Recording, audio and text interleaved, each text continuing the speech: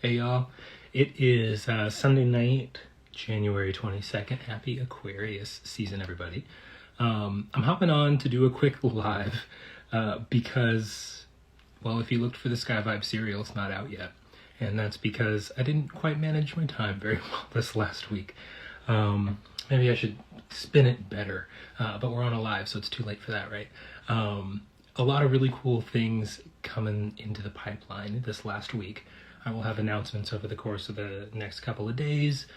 In the next week, you may have already heard some of the big stuff, and I'm sure you can guess that I will be making big announcements on the next big thing midweek.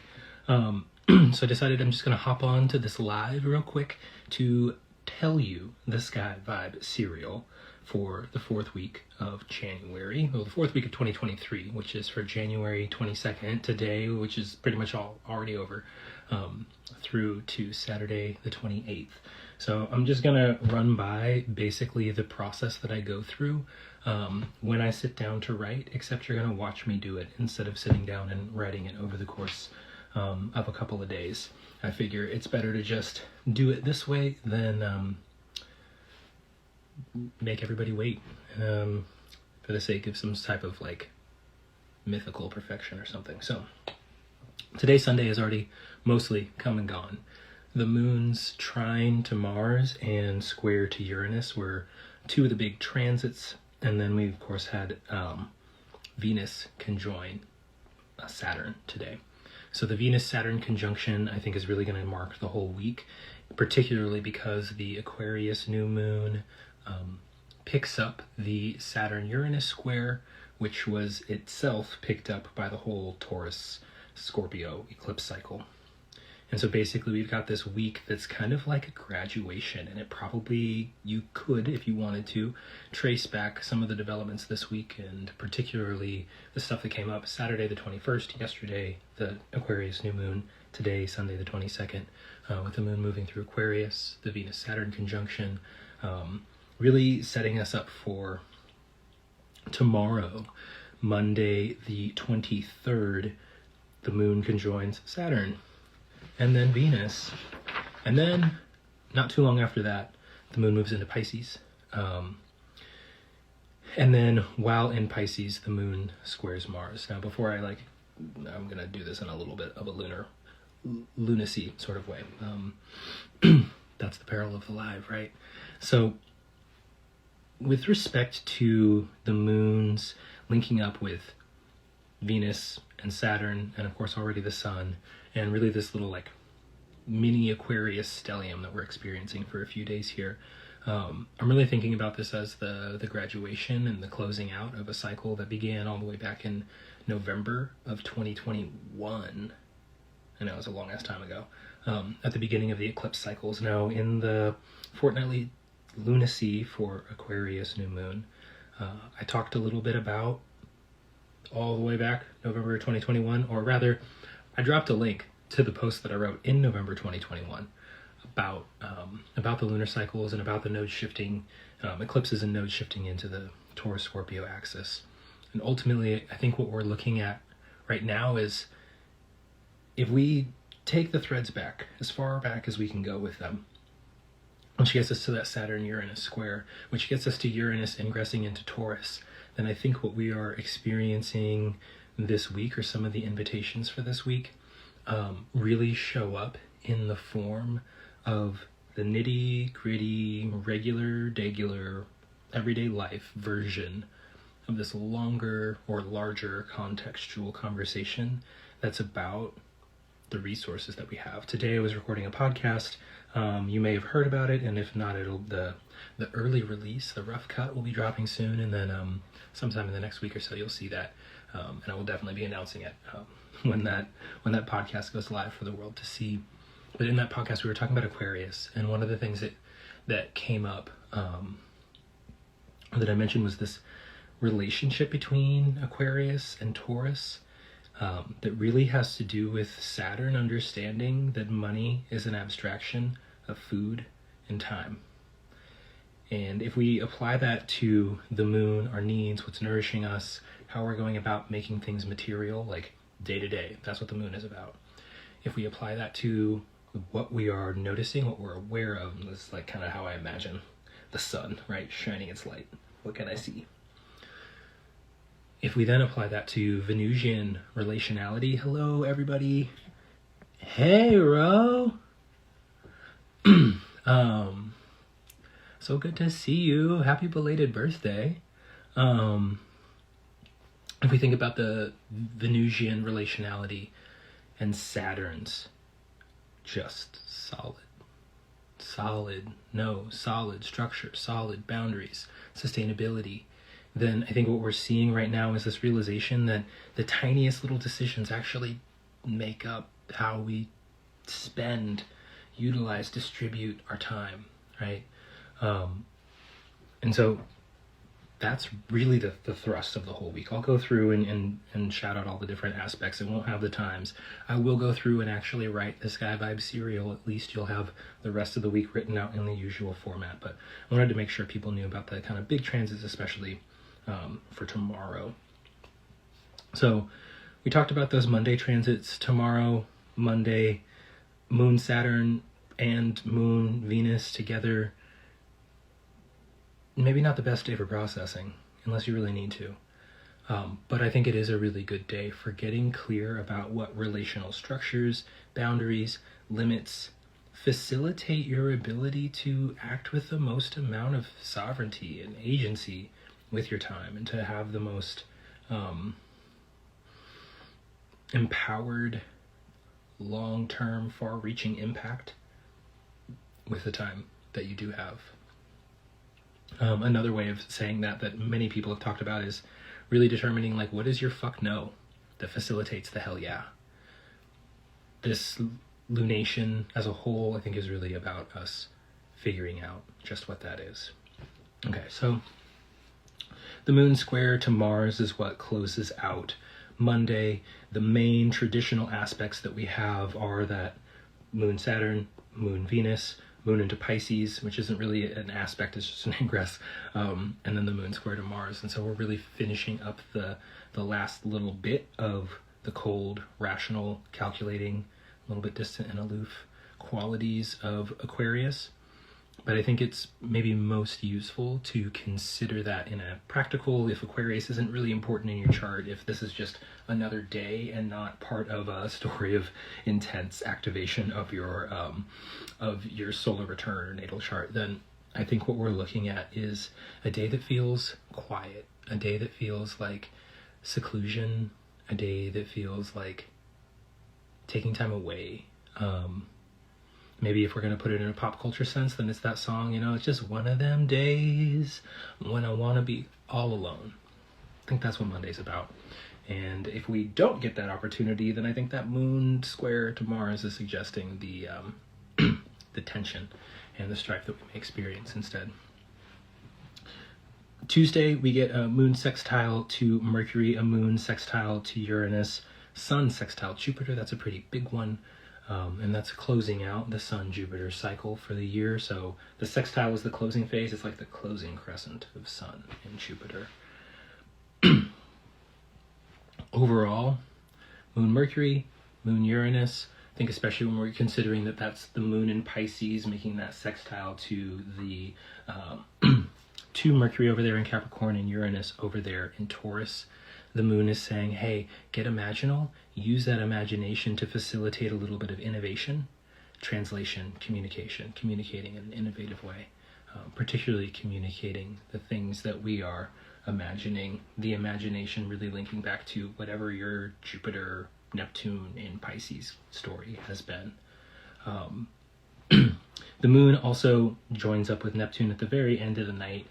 For those of you on the East Coast, that's getting into like the morning the next day. But overall, I think it's kind of like a dreamy day. Whether that dreaminess is in terms of foggy, romantic, moody art and whatnot, or whether that dreaminess has to do with like imagining the future and visioning. Either way, I think we see dreams being a really central feature of the day. Going into Wednesday, the moon conjoins Vesta. Vesta is one of those asteroids that I do follow quite a bit. The moon sextiles Pluto, moves into Aries, and then joins up with Jupiter and sextiles the sun. So Wednesday we move into the opening sextile of the lunar cycle. It's a good time if you haven't already thought about those new moon intentions, good time to do so. And if you held off on making New Year's resolutions until this time of year where now we've got all the planets direct, this would be a good time to start thinking about that, especially if you spent Tuesday pondering dreams, getting into that imaginal space. The moon's conjunction to Jupiter should bring us some nice, good feels. A little bit of maybe intensity, like a flare-up of intensity. Not quite as much as if we had a square or an opposition between the moon and Pluto, but I think we will still see just a little bit of a power surge. If you've been pondering or doing your homework or whatever you want to call it, if you've been in tune and keeping up with doing the inner work, then I think Monday, Tuesday kind of goes like, heavy processing what came up on the weekend. Tuesday, dreamy, imaginal, maybe a little bit escapist. And then Wednesday is like, okay, I'm putting together the dream. I'm putting together the what didn't work, the dream, the solution to the problem that I dreamed up, and now figuring out what does it actually look like to harness all of this energy. Thursday, moon sextile to Mars, square to Mercury, conjoined Chiron. Then the moon squares the asteroid Hygeia. This is still something that I'm observing a little bit, and I feel a little bit more inclined to talk about in the written post where I can think about it ahead. But if we're thinking about Hygeia, the asteroid is having to do with hygiene or cleanliness, and I've been thinking a lot about Hygeia and the aspects with Hygeia as having to do with energetic hygiene, emotional hygiene, so doing that kind of inner work, inner cleansing, releasing, letting go, processing, journaling, that type of stuff. But also like literal cleansing, baths, purification rituals, things like that. Venus moves into Pisces. Very exciting. On Thursday, it's only a couple of weeks, I think about 2.5 weeks, maybe 3 weeks, just 3 weeks and 2 days maybe, of Venus and Pisces. So it's not a very long time, but it's one that I really recommend you soak up as much as possible, since the next time Venus moves into Pisces, Saturn will be there too. Overall, Thursday, kind of busy, honestly, compared to some of the earlier days this week, with aspects between the moon and planets. There are some days on my little chart here that have just as many entries, but a lot of those have to do with parallels and contraparallels of declination, whereas this day is pretty heavy with the moon making contact to planets, considering that the moon is in Aries, ruled by Mars that just finished stationing, or just stationed direct rather, and is still very, very slowly moving forward. And I think it's fair to consider Thursday one that it's a little herky-jerky, maybe. Thinking about that moon sextile to Mars, followed up by a square to Mercury, a little bit of friction that maybe looks like traction, but still results in some words being exchanged. I think the more that we can lean into right now, especially in the next couple of weeks, thinking about friction as potentially being the thing that supplies traction. Just like if you've spent any time living up in the wintry parts of the world, sand and salt are your friend when you're trying to get yourself around in a car on snow, because they provide you a little bit of friction. Going into Friday, Mercury squares Chiron. I think this is a really big part of not only the story for all of 2023, and when I say all of 2023, I mean it's kind of the way it's bookended by the Mercury in Capricorn retrogrades. We entered the year with one, we'll end the year with one, just like 2022 saw us starting the year with Venus in Capricorn and ending the year with Venus in Capricorn again.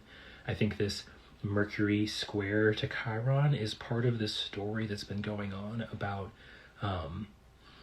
getting really clear about how we actually feel, not how we think we should feel, not how other people think we should feel, but what do we actually feel when we're navigating relationships, when we're in the process of relating with another person, and then what does that require of us? What does that make us responsible for?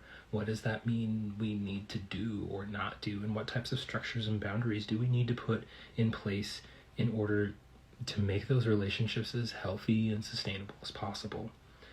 If we can't talk about the things that hurt us and the ways in which we're hurt, we cannot possibly expect to repair any sort of relational damage.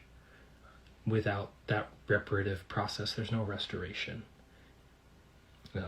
in the cards, right? So this Mercury square to Chiron, a really minor thing. It's easy to overlook, especially if you don't fuck with the asteroids or the modern planets. But I think given the way that given that the whole time since the nodes moved into Taurus and Scorpio has gone, I think clear boundaries and the structures that we create through acts of translation and interpretation, Mercury, in our relationships, I think that's quite central. After that, the moon sextiles Saturn, squares Pluto, moves into Taurus, and then sextiles Venus. Once the moon moves into Taurus and sextiles Venus, we have a really interesting set of kind of like, well, B-sides and better than elections. On the one hand, Venus and Pisces, while the moon is in Taurus, is really good. They're making a nice little aspect. Venus is doing good things, the moon's doing good things, but Uranus is there. Saturn's making the overcoming square. The whole eclipse story gets baked into that. So if you check out the Better Thans and B-Sides sub-lectional report that I put out each week, you'll see a couple of options for working with Venus in Taurus that note that you're going to have to accept a couple of other things, like some Uranian instability, maybe innovation, maybe breaking the mold, but also potentially just chaos. So that's Friday in a nutshell. Once Venus moves into Pisces, which granted is a little bit earlier in the week, right? That's on Thursday. That means that Friday mornings, we got a really good time for connecting with Venus. So Friday morning, if you are morning or afternoon, and it works at night too, although it is technically the night of Mars, you can certainly use anytime Friday to connect with Venus, any of the time that Venus is in Pisces, but especially Friday morning at sunrise. If you're up and free around that time, it's a good time to think about Venus and connect.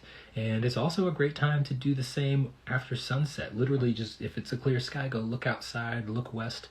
You will be able to see Venus in the evening sky just for a little bit while longer. So definitely take advantage of that opportunity to get to know Venus on a sign-based essential dignity level, and also on a visual, observational, celestial phenomena level.